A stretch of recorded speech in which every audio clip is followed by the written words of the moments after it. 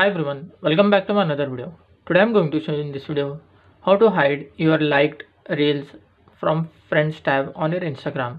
So before going to start the video, if you're not subscribed my channel, please subscribe. So let's start the video. Guys, if you want to hide your liked reels from your friends tab, or who can see your liked reels in your friends tab on your Instagram, then I will show you simple method how to do this. Just you have to open your Instagram app. Here in bottom you can see profile icon, tap on that. After that, in top right side corner you will find here three horizontal lines, tap on that. Scroll down.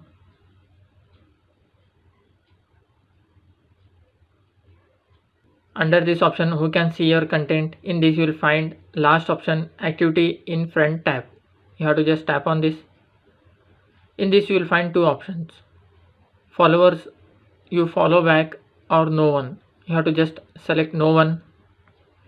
After selecting this, now your friends will not get any notification that you have liked his reels on your Instagram. That's it guys. So in this way you can hide your liked reels from your friends tab on your Instagram. Thanks for watching. Hope if you like this video, please like, share and don't forget to subscribe.